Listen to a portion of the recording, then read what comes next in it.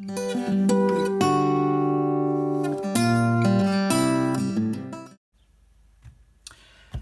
today I am going to can some potatoes. We're going to have a look at that. Time to peel them. Ta-da! Magic! Yeah! So now what we do, we chop the potatoes into roughly 1-inch pieces. The reason we peel the potatoes is to reduce the bacterial load going into the canner. So obviously if you leave the peels on, no matter how well you scrub them, you cannot guarantee that you've got every bit of bacteria off there.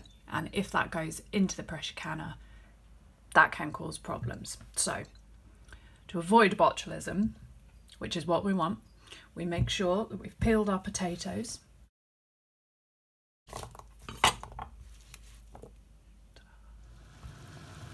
We boil the potatoes for 5 minutes, and what we want to achieve by this is we want to release some of the starch so that when you can them, they aren't cloudy in storage.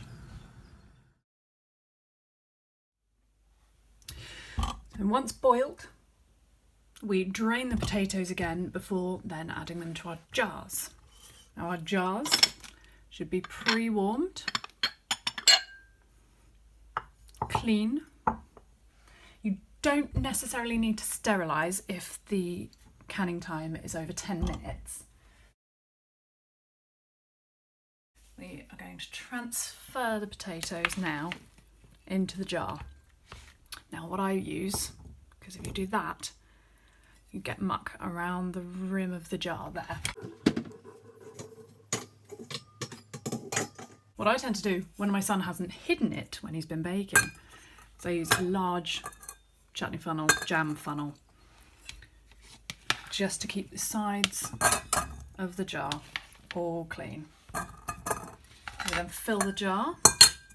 This one is 580ml Weck jar with a 100 lid. I'll give this a shuffle about there. So potatoes in the jar, pre-warmed jar, and pour in to roughly 1-inch headspace. Make sure they're all nicely covered there. Next, we get a nice clean ring, place it around the lid of our jar until it sits happily. I haven't wiped the rims, hang on. There's a tiny bit of white vinegar, less important with vegetables, but important with meats or fats, just to wipe the rim of the jar, make sure there's no debris that's going to interfere with the seal. We place the lid on, get 2 clips, 1, 2.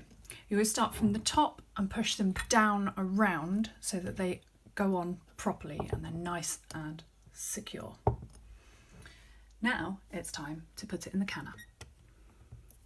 So pick it up with the jar tongs because it is hot. Place it into the canner. We are then going to put the lid on and we'll turn the heat right up, wait for it to get up to temperature. And once it starts venting with a funnel of steam coming out through the air pipe, we will wait for 10 minutes before putting our weight on. Now while we're waiting for the canner to heat up, I'm going to show you my jiggler or weight. So here is one that came with my canner. It's a 15-pound weight, which is more than is needed on this occasion.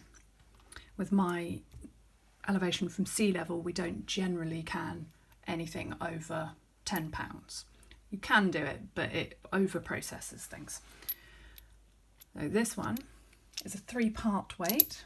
Oh, I've forgotten a bit, there we go. You can tell I don't use that one very often, can't you?